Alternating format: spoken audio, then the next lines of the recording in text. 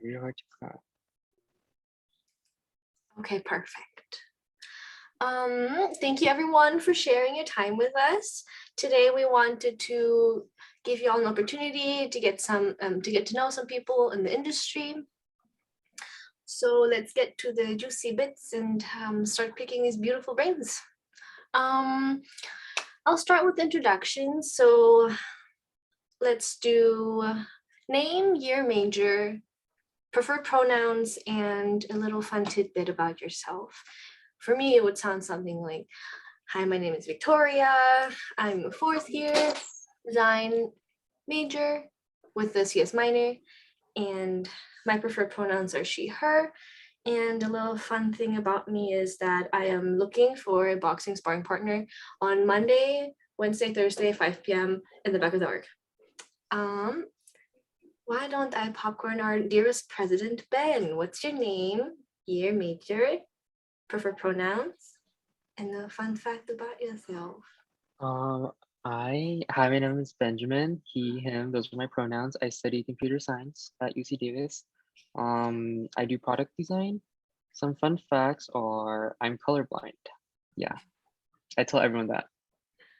I'll popcorn it to the first panelist, so that will be Iftekhar. Hey guys, my name is Iftekhar. You guys can call me If. I know my name's a little challenging. My pronouns are he, him. My major is computer science. And a fun fact about me is I'm a very big Pokemon fan. I'm almost saving up money to pre-order the new one. So yeah. That is fun. Nancy, do you want to go next? Yeah. My name is Nancy. I am currently a fourth year and I major cognitive science, but I do study UI UX design or product design. And my pronouns are she, hers, hers. And a fun fact about me is that I used to own like 4 to 8 bunnies. So yeah. Wow. Did you, okay. Did you start with that many?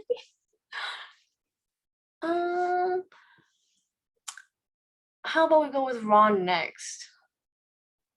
Hi guys, my name is Raunak Anand. You guys can call me Ron. I'm a senior at UC Davis with computer science and stats major. My pronouns are him, his, he, him, his. Yeah, he, him, his. And fun fact about me, I don't like chocolate. I absolutely hate it. Well, Yeah, I can pop to Anthony. Hey y'all, my name is Anthony, but y'all can call me Ant. I'm a fourth year human-computer interactions major at Davis. My pronouns are he and his. And a fun fact is that I like to play badminton at the Arc once or twice a week. I will popcorn it to Melissa. Hello, everyone. My name is Melissa. I am a fourth year computer science and engineering major here. My pronouns are she, her, hers. And a fun fact about me is that I know how to sew and I like making costumes and stuff in my free time. I can popcorn to Diego. Hey everyone, my name is Diego and I'm a fourth year student here at UC Davis. My pronouns are he, him. My major is in design. And a fun fact would be that I ate oatmeal for almost like 4 years of my life. And yeah, that was pretty exciting. I would wake up every morning to just eat oatmeal. thank you for sharing that. Hoda, can you tell us about yourself? Hi guys, my name is Hoda. I'm a fourth year computer science major. My pronouns are she, her, and a fun fact about me is that I do horseback riding. That's so cool. So now that we all know our wonderful panelists, can you guys tell me about 2 aspects of your identity that you guys are most proud of? AKA Diego. Yes, I can go first. I'm a Latinx man. I am also a first generation student. I'm the first one in my family to go to school. And I'm the first one to also get into like the tech industry. So it's been pretty exciting. And I can popcorn to Anthony. I would think two identities that I hold close to myself is my Southeast Asian identity, being the child of immigrants, and my queer identity. I will popcorn to Nancy. I guess two aspects of my identity I'm really proud of is the fact that I'm like Chinese American, and also like I'm first generation because my parents never really got the chance to go to college or let alone like um, attend the tech industry. And I'll popcorn it to Ron.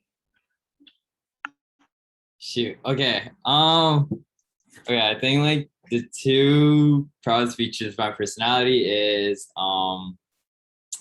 shoot. Okay. I guess I'm South Asian. I'm the first one in my family to ever pursue computer science as an undergraduate study. No, wait. Actually, no. I'm the first one to get into tech, like in general, in my family, undergrad, before like an MBA or a master's, whatever. Yeah, and I guess the second thing is, um, I'm also in a way, I guess, children of immigrants. My parents came to US to study, finish their education, and I was the sort of like product of that. So yeah. I can popcorn to Iftekhar. Yeah, I guess two parts of my identity are that I'm really proud of. I would say is my country.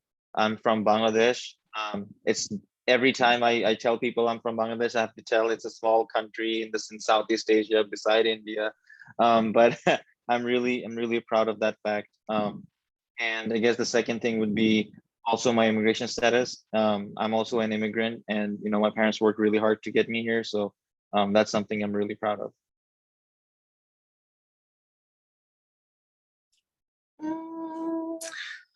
Hoda, which two identities do you hold close? I would say the fact that I'm Egyptian American, and the fact that I'm Muslim. I think those are the two identities that I hold closest to me.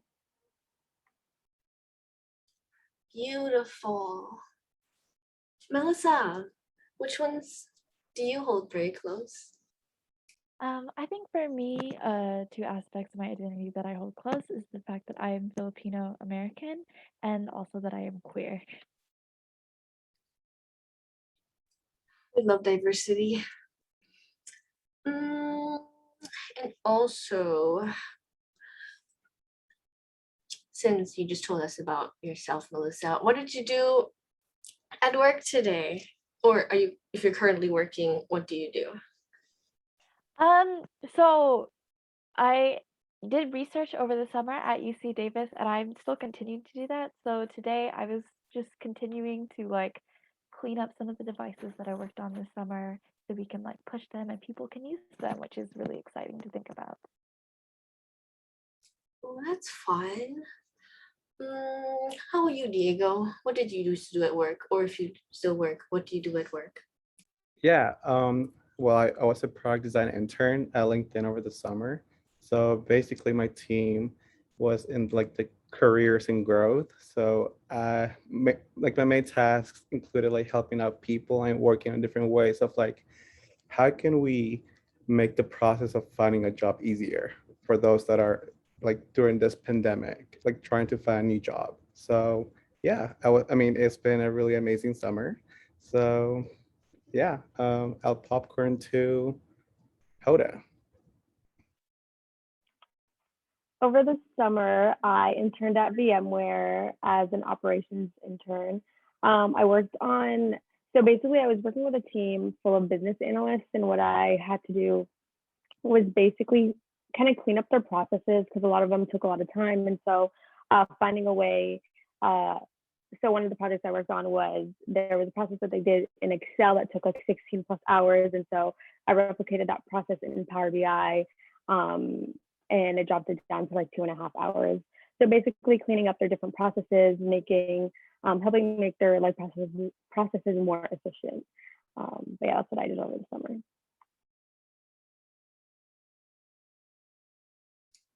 That sounds intense. Good job. Ron, what did you do as at MasterClass? Okay.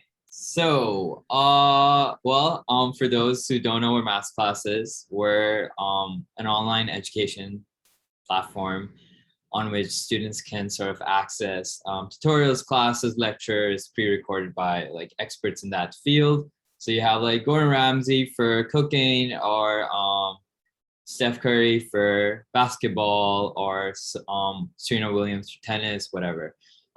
So there are two aspects to it, because I was confused whether I talked about what I did today and what I did this summer. So I'm just gonna tell you both.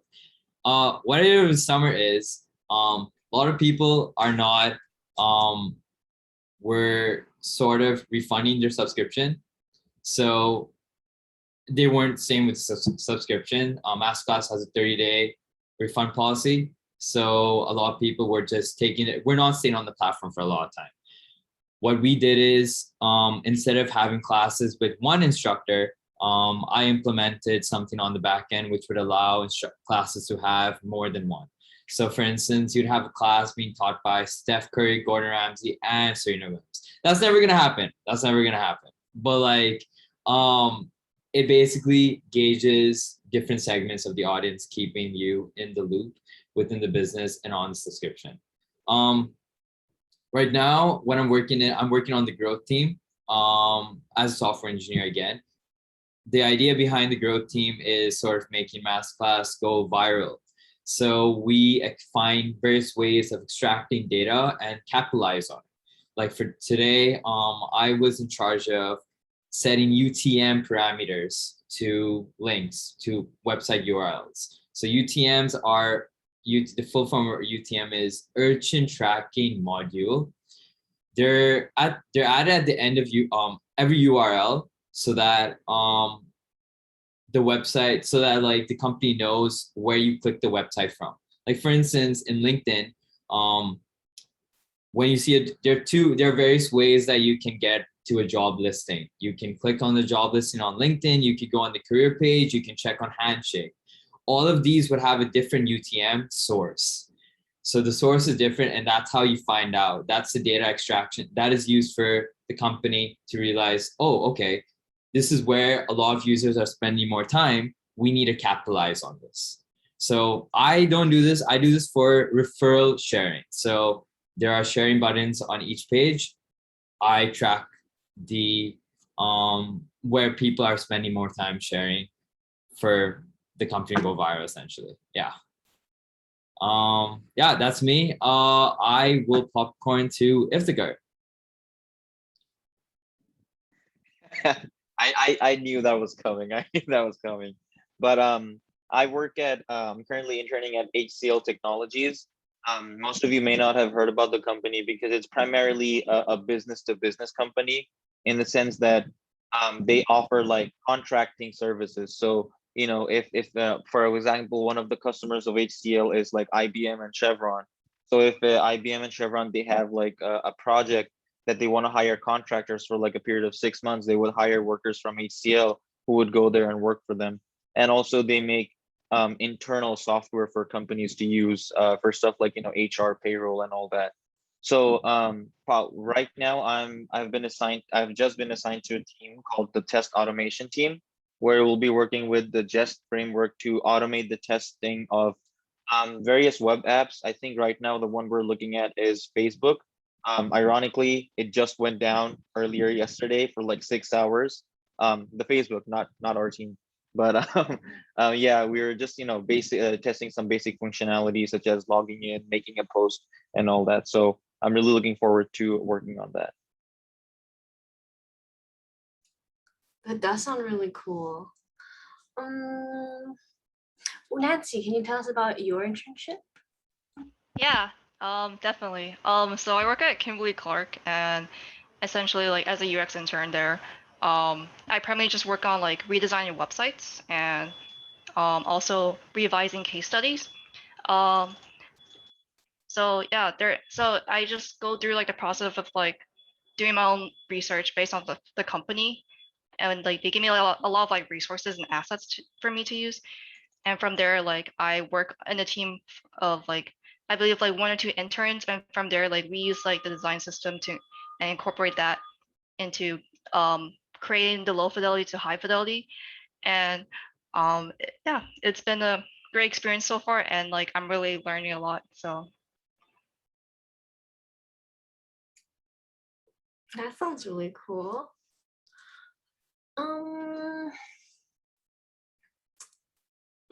So, Anthony, do you wanna talk to us about? Yeah. So I'm a UX design intern for UC Davis Facilities Management.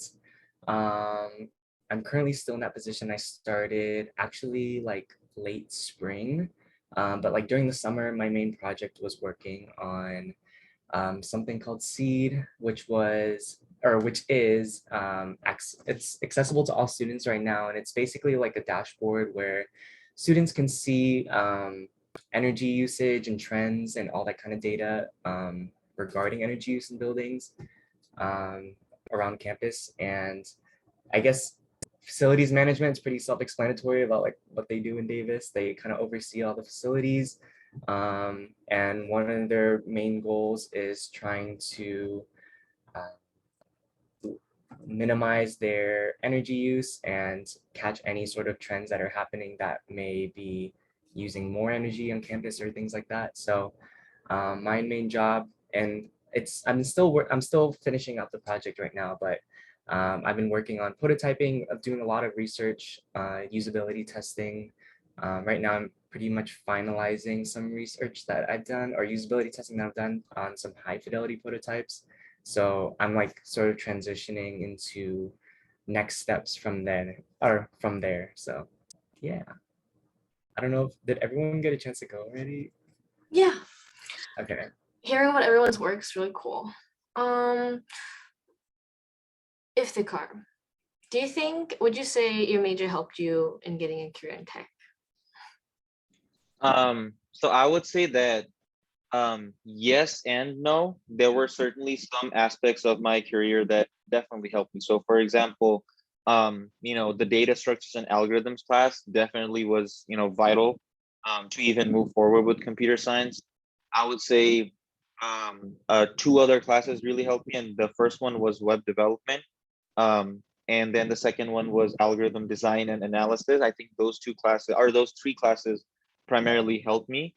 For the other ones, I mean, it was a good learning experience, but it did not necessarily help me with, getting a career in tech. That's fair. Do you think you would agree, Ron?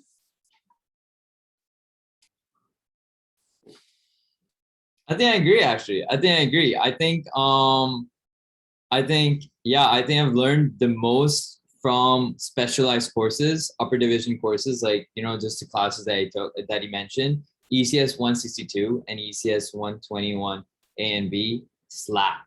Literally, they're so good, and they're teaching you what you're actually going to use on an enterprise level, or at least in an interview level.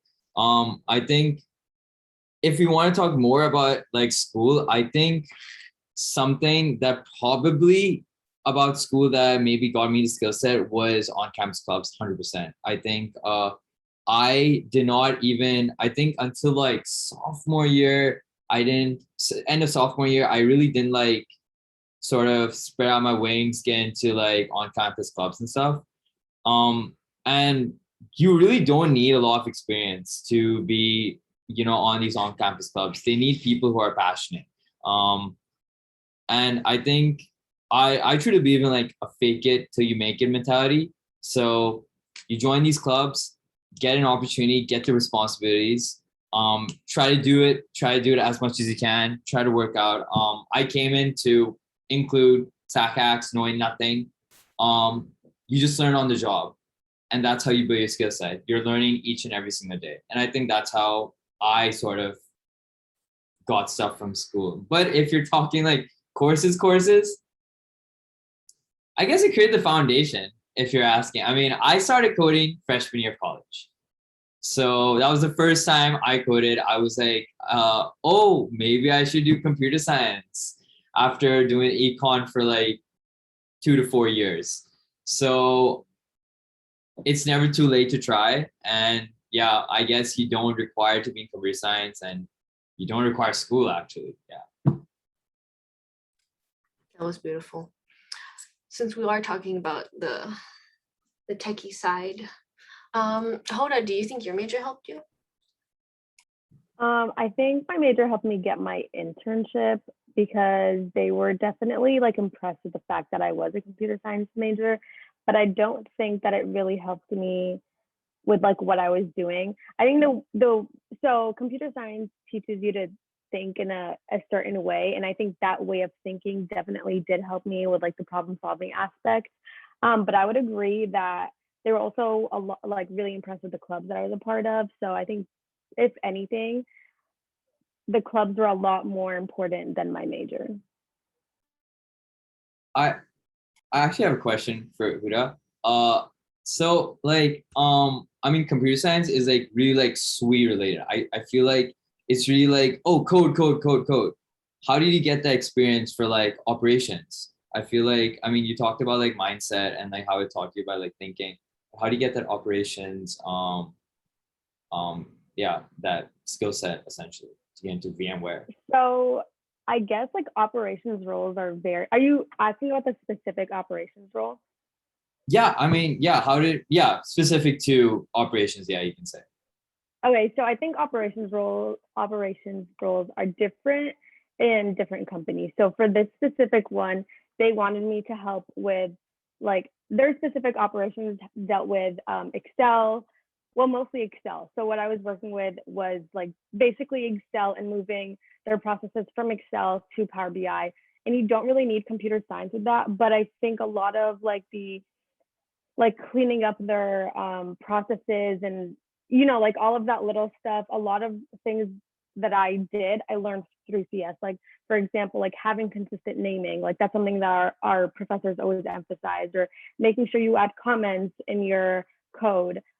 While I wasn't actually coding, there were some macros that I was using in Excel, so it's kind of coding, but I consider it fake coding.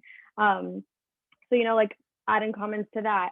It was like the little things that I learned because of CS that helped me out. I don't think my major is what got me that internship, because I do think that operation roles are really different in each company. Does that answer your question? Yeah, like the tag like got you on the table, but your skill exactly you credible for the role itself.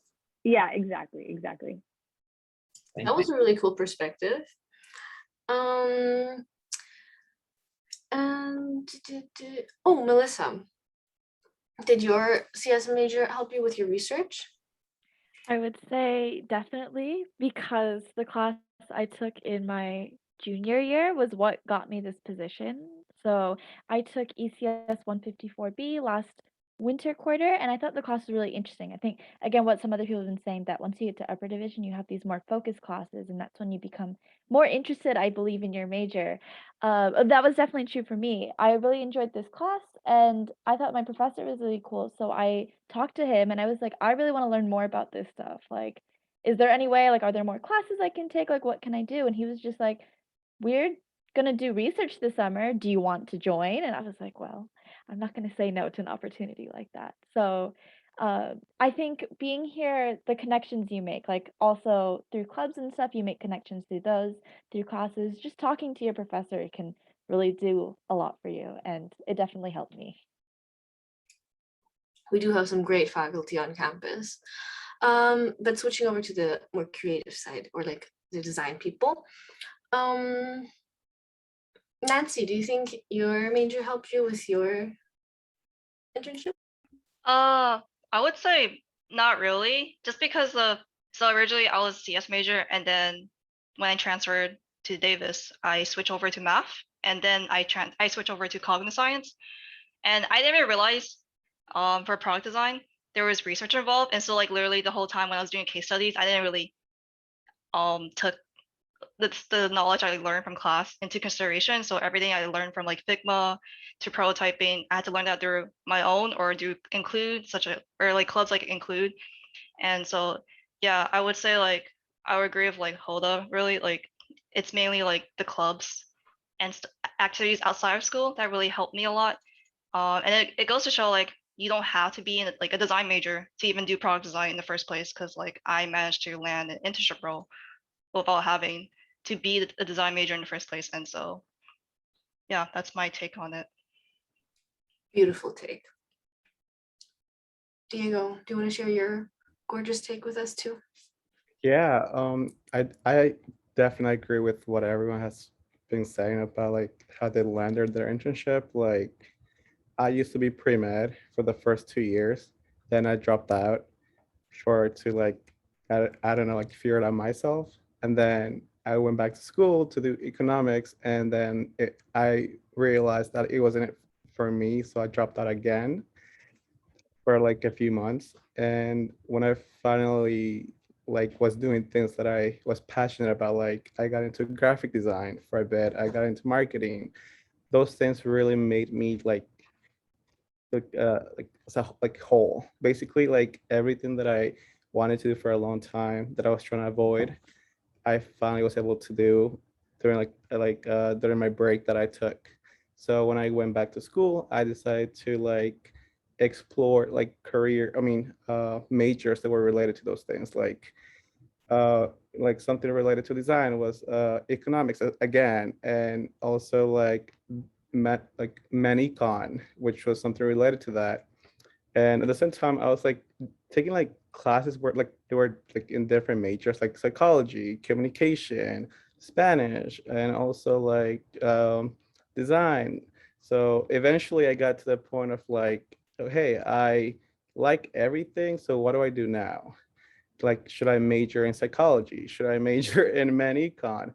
And at the same time, I was like doing like little things like Nancy said, or Ron said, like joining like hackathons or like joining designathons, everything that could help me like learn about like all these softwares or learn about like how to work in a team. Because sometimes when you take classes, even when you're in a team, you don't get to really like working like a cross-functional team. Like I don't get to work with other software engineers. I don't get to work with other product managers. So how do I do that outside of school? So basically I started recruiting like a year ago for my internship at LinkedIn. And I like had to learn about how to do my portfolio, all those things that I thought I would learn from classes. I learned through like YouTube or like LinkedIn Learning or MasterClass. And it was just like interesting because for a really long time, people go up to me and they're like, what classes do I take to learn about these things? But it's just like, I feel like my best advice would be to just be proactive, and anything that's just gonna boost your chances to, like, if you want to learn about like portfolios, like knowing like the right resources or the right people that you can go to will help you get there. So yeah. A wild journey, but sounds like a good one. Anthony, do you think your major helped you with your opportunities? It's hard to say a hard yes or no. I would say maybe. I kind of. I feel like my journey through my academia has been like very interesting. Um, I started as a computer science major, and I guess like the one thing that school taught me is that I hate doing CS. That's the one thing it taught me my first 2 years. And then it's funny though, because it was because of my CS class, like a CS class, that I ended up doing my current major now, human computer interaction. So I ended up taking just this, I think it's ECS 164. It was like the first course that was being offered as like an official course. And I did that. And then in that class, it's not even a CS class. It's basically like UI UX as a class. So then that got me really interested into doing UI UX, and designathon hackathons really got me more interested in get those technical skills with like learning how to use Figma, getting introduced to things like, so I get to take a lot of psychology classes that teach me a little bit more about how to conduct like good research. And then I'm also doing, I did computer science classes to help me get that perspective when designing things that engineers are going to be touching, or just the design classes that I'm taking that help me with like my getting my creativeness like practiced, and then just getting also some other like hard skills with like learning Adobe Suite and doing some other case study projects and things like that. Oh, so cool. And then what is the biggest lesson you learned during your internship? Since you were just talking, Anthony, why don't you just continue? Anthony? Oh, I didn't know you were asking me. I think the biggest lesson that I learned doing my internship is that like it's not as scary as I thought it would be. I realized things move a lot slower than like when I'm doing like case studies or things in like the real world. So like that was refreshing to see. And I think the biggest lesson that I learned also is just like I don't have to know everything. Like, you know, you go to an internship to learn, you're not expected to have a full set of skills or to meet 100% of the criteria when you go in. And I think that's a really big misconception that a lot of people have when they approach things like this. I had it a lot. I had a lot of self-doubt coming in, like thinking that I was not going to do good or like I didn't have enough experience, but like, you know, doing the internship was that experience for me and I learned a lot. Nice. Melissa, do you think what was your biggest lesson from research? I think I would kind of agree with Anthony on that like I was really scared that I wouldn't know enough, but like I think I spent my first 2 weeks like going through literally a tutorial course of working with the simulator that I ended up working on devices for the summer. And everyone's like really nice. Like I think for me something that was really intimidating was like working with these professors who like, you know, is a bit intimidating because they're like, oh, like they teach you, they know everything, but you know, they're more than happy to answer any questions you have, and they really just want to make sure that we grow and we learn. So yeah, it's not as intimidating as it seems. That's good words to hear. Nancy, do you want to tell us about your biggest lesson? Yeah, it's funny you mentioned that because like just recently I just learned, or I not like learn, it's just more so like I came to acknowledge it now. It's when I I talked to my manager yesterday and he told me about how much resources are going to these websites that my company is producing. And my company is expanded to like a lot of countries globally. And like, again, it's a lot of money and resources. So, and the thing is like, I felt a lot of pressure when he told me like how much that is and how much like how much we're like sacrificing to like make this product really good. And so like and when I was struggling to like meet up to the standards, I put stress on myself, and it wasn't until I realized later that like it's okay to ask for help when you need it. Especially like a big company like Kimberly-Clark, like you think like, oh, everyone's too busy, or like you don't want to ask for help because you think you got it, and um that's why like you want to like do everything on your own. But no, really the company is there to help you, like your team is there to help you, and so therefore like don't be afraid to reach out if you need help. Like everyone's still learning on the job, and I still personally like it's okay to make mistakes. Just like confirm everything with your team, and everything will be fine. So that's just my life lesson. It's a good one. Ron, what's one of your biggest lessons you got from your internship? Okay. So I have a bad habit of not asking for help. I think internship was the biggest breaker of that barrier that I had.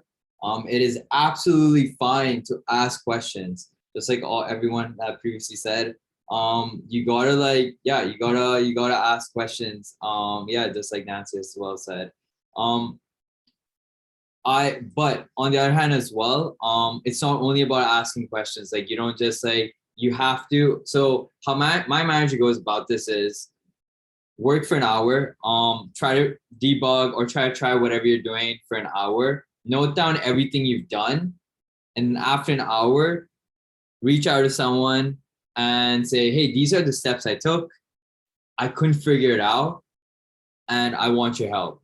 So you're solving two things. One is you're solving a question. I mean, you're getting an answer to a question you've been having trouble solving. Second, you're sort of pinpointing what the problem is now because now they know the steps you've taken to solve it. So I think definitely asking questions and everything was great. Another thing is networking. Don't be scared to talk to people even if they're not in your team. Everyone, no one wakes up in the morning and says, oh, today I'm gonna be a bad person. Okay. Reach out to people, say, give them a hi, hello, say, hey, I want to know what you're doing. That's exactly how I got my fall internship. I reached out to someone and I said, hey, what do you guys do on growth? And he was like, you know what? I'm not going to tell you. Why don't I just show you? And he gave me the internship. So reach out to people, be friendly, be open-minded, and ask tons and tons of questions. That's pretty much what I learned during my internship. People are generally nice. Yeah. Iftekhar, what's one of your biggest lessons you got? I would say so. My internship just started, so we're technically in like the second week of it. So I haven't really gotten to experience a lot. But for this one, I would just want to fall back to my experience with Include earlier this year, and just echoing what Ron just said. Noting down what you've tried so far, and then keeping a record of it, and then going to your mentor, your manager, whoever that is. That's how I did it. Me and my teammate that was working on our at least our part, we would try something, and when we saw we couldn't do it, we would just call on Ron, and he was very cool. Very rare compliment for Ron from me, but I just want to say he's been very cool about it. And yeah, that's been the best learning experience, because I also did summer research, and I applied the same thing. I worked with a grad student, and the same principle applied. Try the steps that came to mind, and then ask for help when that wasn't working. So that's been very helpful for me too. Cool. Really rare to hear you say nice words about Ron. Hoda, what's one of your lessons?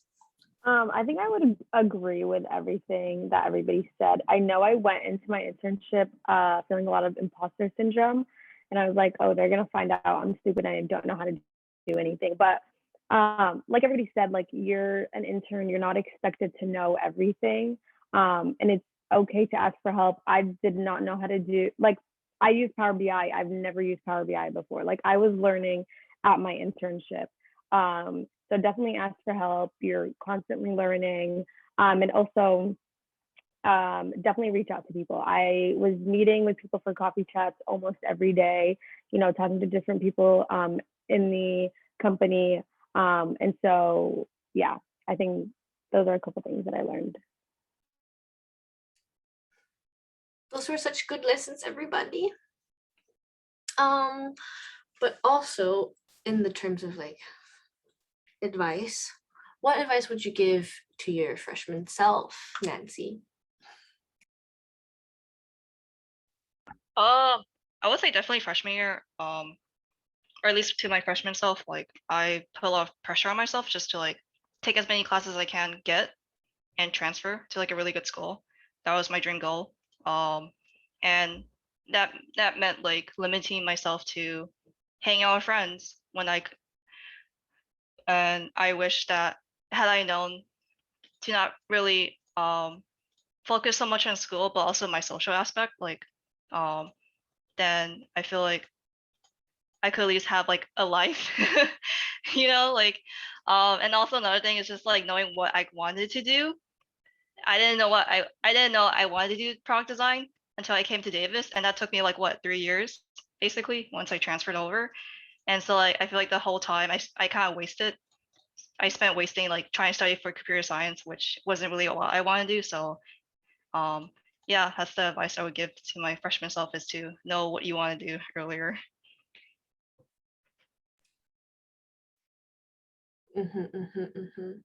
Ron, what's your advice for freshmen? Uh, I got a couple of things actually. I think this is first. You do not have to be the smartest person in the room. It's absolutely fine if you don't know anything and you have to ask questions. One, I think two is prioritize. Okay, it's yes, partying is fun, friends is fun, doing everything is fun. You can do all of that, but you got to manage your time. Okay, you can't do everything. It's unfortunate. I wish I could do everything. I wish we had 48 hours in a day, but we have 24. Okay, out of which 8 to 10 is already gone to sleep. So 14. Okay, so make the most of it.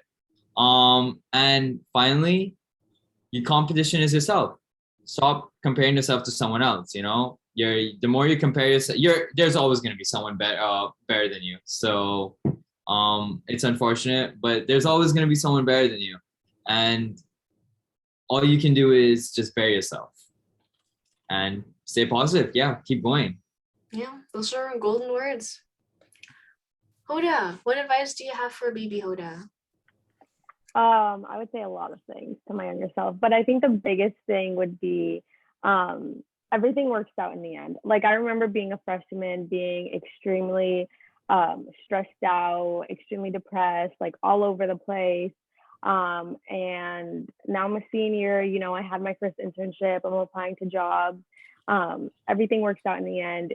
It's okay to like be stressed, but you don't want to stress yourself out to the point where you can't like function, if that makes sense. So yeah, everything works out in the end. I hope you guys all remember that. It's a good one to remember. Iftekhar, what would you tell your little self? So this might be a little specific to computer science, but I would say start doing lead code and start working on personal projects. One of the things that I really would have appreciated, so I'm a transfer, actually a transfer here from a community college. And one piece of advice I would give to myself is just, get your hands dirty with projects, because any experience is better than no experience. So get your hands dirty with personal projects. There's tons you can find online. Do lead code, like Ron said. And right now, it's not just lead code. There's many other websites. There's like Algo Expert, Codecademy, and whatnot. So just keep yourself busy and make sure you're always coding so that your knowledge is fresh. That's the advice I would. Thank you. Diego, what would you tell freshman Diego? Let me see. So I can put it like, I'll put it as simple as just like take risks and do things that make you feel uncomfortable. So just to elaborate on that, I would always put myself in like the most uncomfortable like situations, like just like asking myself like, oh, like after saying something to someone, I would overthink about that. Like, did I say the right thing? Did I like, am I like talking too much, or did I not say enough? And things like that will like basically not like, I'll waste my whole night. Like I'll go to sleep like at 3 a.m. just thinking about all the things that I did the whole day and how I could have done it differently. So it was really easy for me to get lost in like this train of thoughts where like, hey, am I incompetent? Like, why am I feeling so uncomfortable? And that's just what happens when you're trying new things and when you're taking risks. Like me speaking in front of like 100 people during my internship, I was like dying for 2 weeks. I literally did not want to do it. But once we got to that day, all of those things just went away. And then everyone was just like cheering me on. Like everyone just told me like, oh, wait, you did perfect. Like like I shouldn't have like overthought about like the worst situation. But what I did instead was just like ask myself like, what do I really want to get out of this? Like being curious is what helped me. Like how can I reach out to the right people? How can I what are my initial intentions? Or how can I utilize like things or like I would present in the past, and what did I learn from those things? And how can I reach like my potential? Like I would always ask myself after every presentation, like, is this the best I can do? Can I do it better? And how? So like just setting up like all like steps, like do I need to practice a lot more? Like do I need to spend another week? Stuff like that helped me get rid of like that feeling of being uncomfortable. So like I said, the best advice would be just like embrace and being uncomfortable. Let's just you'll learn eventually, and then that's gonna go away. So yeah. Good point. Growth rarely feels good. Melissa, what would you tell your freshman self? I think for me, the biggest advice is like just don't be afraid to talk to people. I have a very clear experience of going into office hours in my first quarter to my professor, and then I couldn't elaborate on my question well enough, and I like ran out of there. I was like scared to like talk. Everyone seemed to know what was going on, and I didn't know what was going on, and I felt like my question is so stupid. And I couldn't ask like my professor to clarify his answer. I didn't understand what he said, and I just ran out and I left. But like in the past like year, I've gotten a lot more comfortable. Like now that I've worked with my professors, it's like they're actually a lot easier to talk to. Like they know that you don't know everything. And it's weird now, like I get to hear my professor saying, like, I don't know how that works. Why don't we figure it out together? And like knowing that they don't know everything is kind of comforting. And I feel less intimidated. So I think even if it's really scary, like reaching out and like talking to people really helps. It goes a long way. For sure. I mean, everybody is human. Anthony, what advice do you have for your freshman self? If I were to talk to my freshman year self, I would say if you hate it, you probably shouldn't be doing it. This is at my CS work when I would literally like have a mental breakdown every single computer science assignment. And it wasn't like the standard, like, oh my God, I'm so stressed. It was like calling my sister saying I want to drop out of college like every other week. It was like not fun for me, but I learned eventually that it's not for me. So I don't know. Like, I think I think going early into what I'm doing now, I felt, and this was kind of like near the end of my first year, like me, like literally freaking out, like trying to figure out what I want to do with my life. Cause like everything, I felt like I had my life figured out up until my first year. And then everything came tumbling down to me. So I think one thing that I would tell myself is, yeah, like helped me get out of like a lot of anxiety. Am I lagging? Sorry, my internet just like getting the thing. But I would tell myself that your journey and your professional career path, your success story is not going to be the same as the people around you, and that's okay.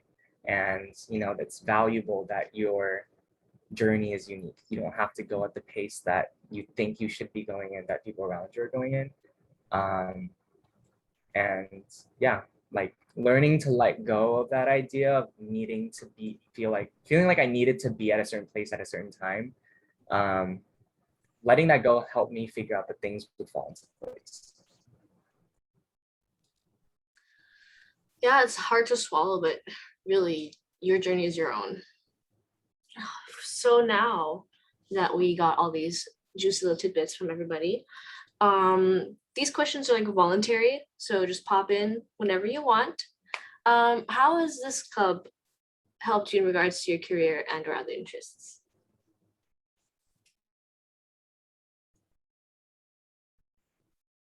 I can go. Well, another fun fact about me, I got rejected from Include when applying as a member. And look at me now, huh? Okay, but I think it's great. The mission is um, I I really love interacting with NPOs and clubs on campus that do not have the funds. We're literally building pro bono websites for them. We're learning on the way, and I think that's as profitable as it can get. Um, I came in to include knowing basic React, but I spent one quarter working on projects with a group of the top front end engineers that I've ever seen, Iftekhar being one of them. And I've learned so much in that 10 to 12 weeks that I was working with them. It's insane the amount of relations that you make, the amount you learn, the types of questions that they ask. And in fact, like the type of questions that they ask, they also prevent you from making similar mistakes in, say, an interview or maybe your own personal project. Or, it's just something that you note down because you realize that, oh, okay, this is a question that I actually had no idea about. I need to go back and do my research. Or, for instance, like on one of our websites, we had to make a carousel. I had no idea how to do it. My buddy Iftekhar, he killed it. And I learned from him. I implement the same carousel in my own website. So this is the best place. The on-campus clubs, especially include, is the best place to help you in regards to like career and other interests. Like if I've always had a mission to give back to community using technology, and this is the best club for that. Besides that, the people are just amazing in this club. You're not gonna get, Ben, Diego, Iftekhar, Nancy, Christina, all Alec, all the members, the managers that have come, they're just all perfect. And let's not forget Victoria, the amazing host. Yes, the club is amazing. We're all part of family. Okay, this is another friend group that you literally have. You eat with them, you study with them, you work with them. This is perfect. So I think I got all the emotion for me, but that's what Include has done for me. And I hope to give back to them in the future. Yeah. That was very cute. You are. How did you guys get experience during college? So I can go ahead and take that one. So Include was actually the first thing I did for getting experience in college. I applied for internships last summer, but my resume had almost nothing on it because it only had like one I had a job at Ross that I did for a couple of months. It was there, and then I had one job at Staples, literally nothing. And after a very difficult recruiting season, I figured out that okay, I need to do something about it. So I first applied to Include, and then the second thing I did was talk to a professor about doing research. So I think those are the two ways that I really I think everybody should at least attempt it because like everybody mentioned, you don't need to know everything to come into a club like Include, and it's something like this is great to have on your resume and just to build your skills too. Research is a bit more challenging just because it's going to be on a I would say there would be more responsibility on you and it would be on a larger scale, and there wouldn't necessarily be like a mentor to help you guide the way. But these are two different types of experiences, and I would recommend everybody to at least give both of these a shot. Good point. Good points. Was there a time you felt like giving up, and how did you handle that?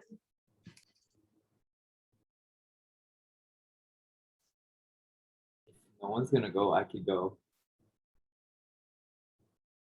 Mine is a little quick. Okay, so what's really prevalent in the tech industry is imposter syndrome.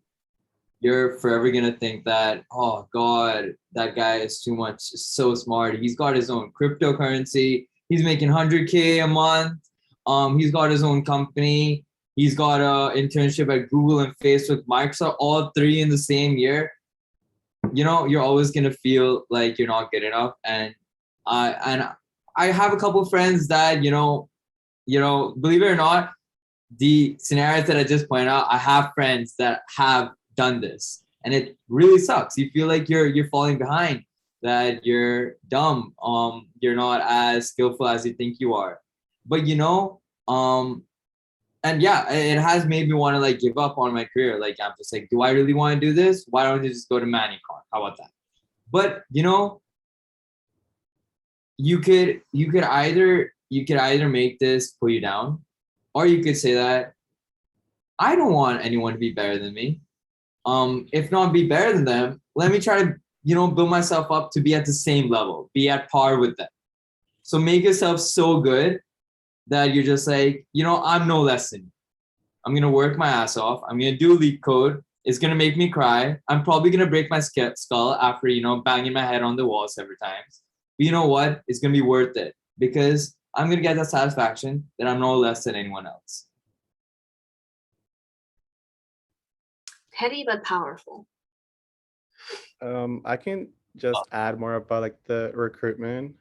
So I feel like also like since I joined Include, one of the main questions was just like, how did I do it? Like basically I could have given up in the first rejection. Like I interviewed for Amazon and they basically destroyed me. Like after that interview, I was just like, wow, is this career even for me? Because like I went in not knowing anything. I didn't have any like experience. I didn't have anyone that I could talk to.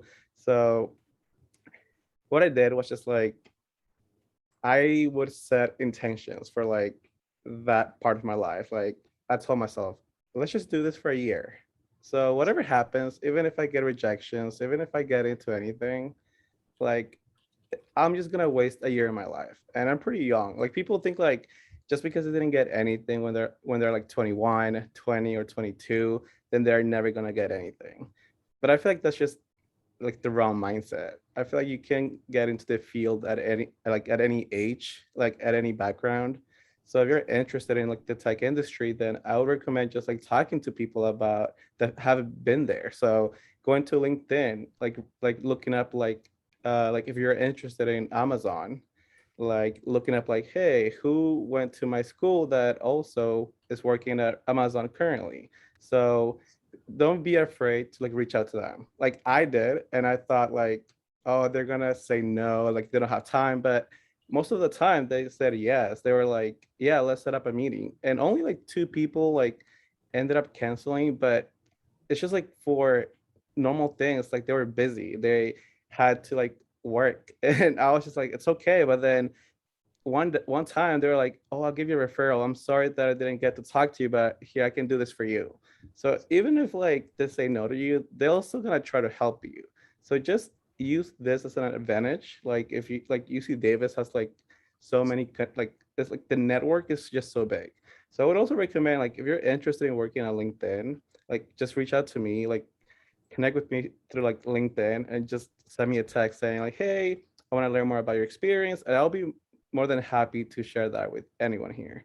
So yeah, like going back to my recruitment, like I told myself like, I'm just gonna give it a year. And I got rejected not just once, I got rejected like 20 times and from like FAANG companies too.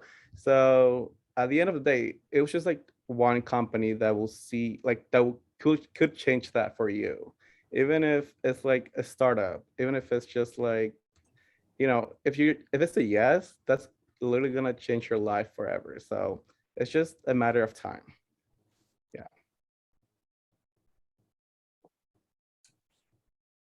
Incredible, dude. Good job. Oh, but now we get to the Q&A parts. So this is from Nathan. How many internships on average did you guys apply to before landing an internship?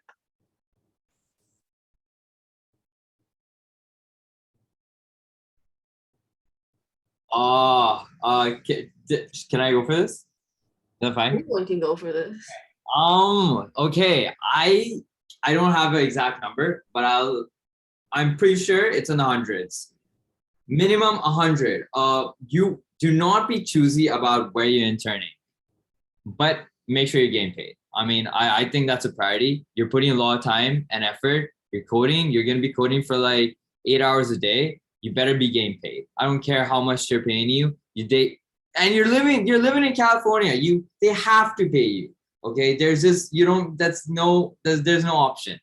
I also believe that as an intern, when you're applying for internships, there's said to be, you hear back from 10 companies of the 100 companies you apply. So, that means 1 in 10 chance you're gonna hear back from a company. You're probably gonna get a resume rejected. You're probably gonna, hire manager won't like you. You probably will have like some spelling error on your resume, something or the other. Okay, just keep applying. Keep applying. If you like their mission, you love what they do, you think you can make an impact, just apply. And make sure it's not shady though. There are a lot of shady listings on LinkedIn. Some people apply to them and they're promised like huge roles. Make sure it's a legit company, do your research and then apply. But just keep applying. There's no limit and there's no set limit to how many you can apply. You can use your resume as many times. I've used my resume multiple times for the same company with different emails. I'm pretty sure you can use the same resume for like as many companies as possible. So yeah, but to answer your question, I guess like 100 to 200 for sure. Yeah. And that's, people do say it's a numbers game. Yeah, I agree with Ron, just because it is a struggle just to apply and hear a response back or hear no response back.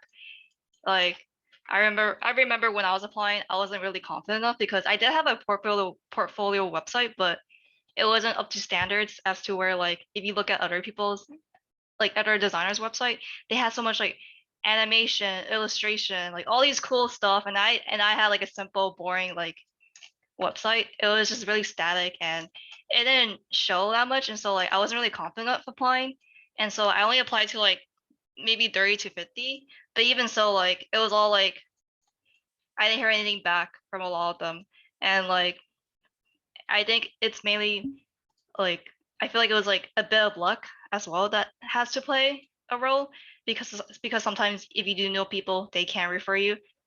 So I did get referred, but that's not what helped me land the internship for me. At least I feel like you just have to be more confident in yourself. And when I did muster the courage to like apply to like more internships, that was when you will be recognized.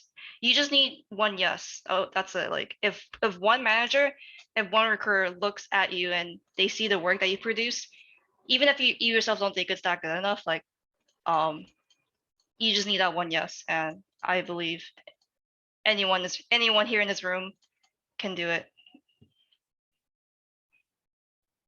Yeah, I just want to add on. I just want to like quickly add on to that. Like I remember in like sophomore year and like junior year, people used to like laugh at me because I used to have so many jobs like saved on my LinkedIn. I used to just like keep scrolling through them. I had like, I always had like the alert on for like, software engineer intern, summer, whatever. I used to have all these like alerts.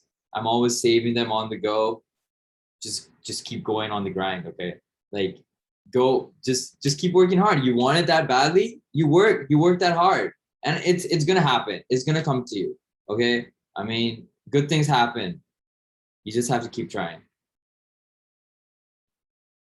Yeah, I just want to like that notification about LinkedIn having that job alert on is very, very helpful. I mean, because it's very possible that you might miss a job posting that came around just because you didn't log into LinkedIn today. But so having that alert on is very, very helpful, I would say. And yeah, I know, 100 applications, hundreds of applications seems like a lot, but it's very important to, just keep going. There may be times where you think you did good, but still, the recruiter ended up ghosting you. I mean, I recently did an online assessment for IBM that was total 6 hours and 2 interviews, they're different positions, 3 hours each, 6 hours long total. And I passed all the test cases, and it's been 2.5 months since I heard back from them. So it's very important to keep your head up and just keep trying. This is the Bay Area. There's hundreds and hundreds of tech companies. Someone will come by. Yes, persistence. Another Nathan asked, what are some tips for balancing clubs and work while being a full-time student?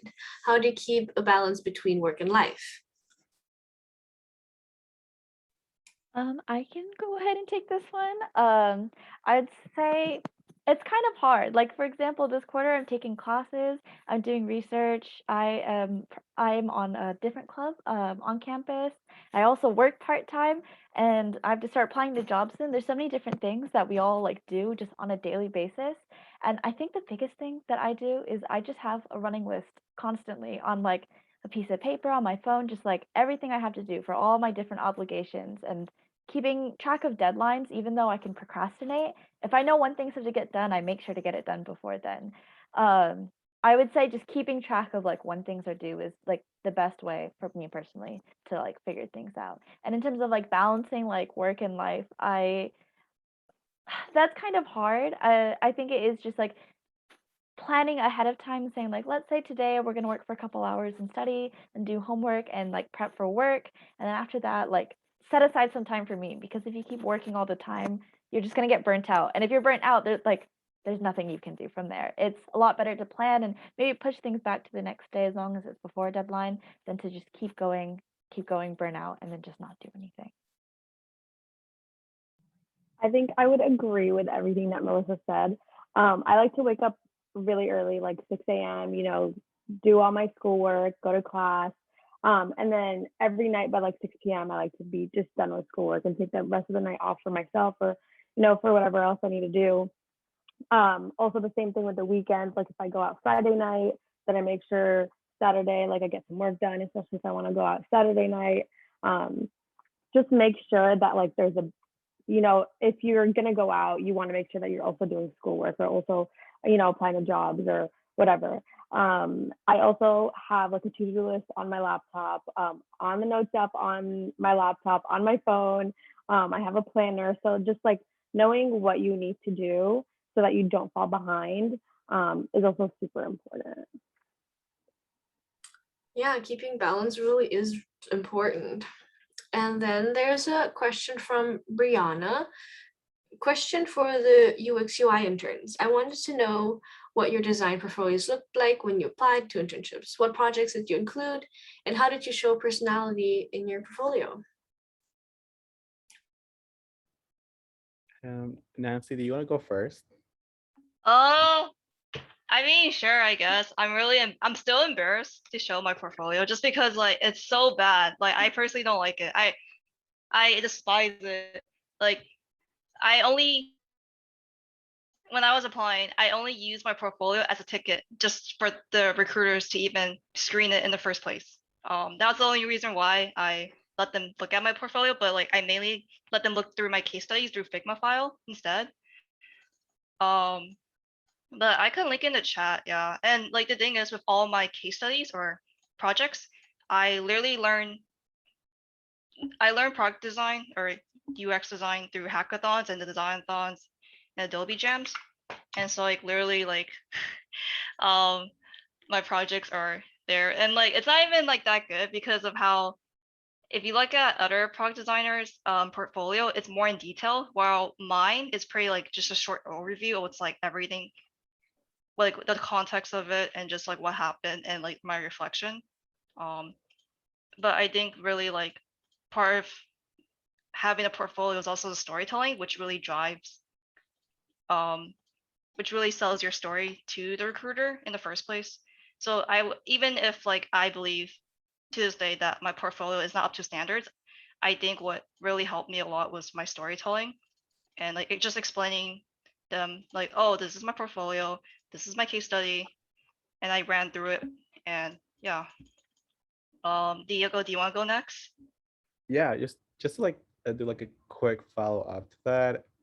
Just remember that your portfolio has to be like based on like a storytelling. So if you're able to make like even like your friend understand who you are through your portfolio, That's what you should be looking for.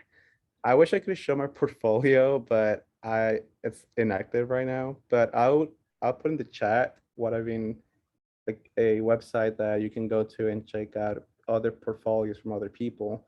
Like there you'll find like for example, people who work in Tesla, Amazon, you can see all of their portfolios.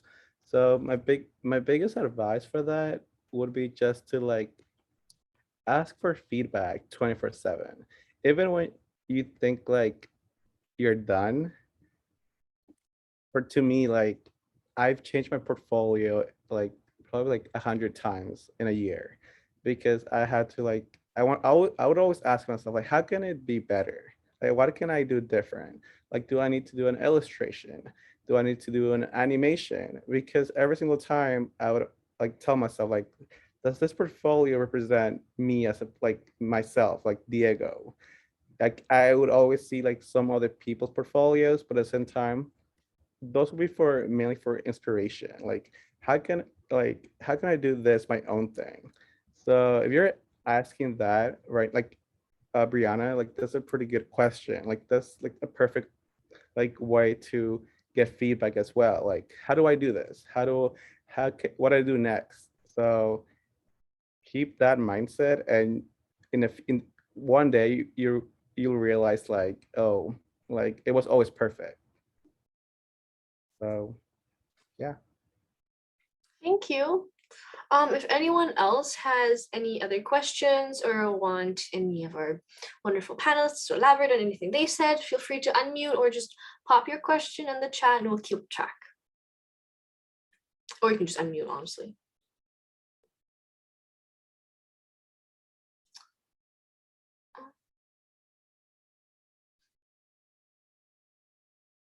Don't be shy. Okay. If there are no more questions, then we can wrap it up. All right. Thank you everyone for sharing your time with us, and especially thanks to our great panel. Your thoughts and stories were wonderful and so helpful. And I'm sure everybody appreciated it a bunch. At least they should.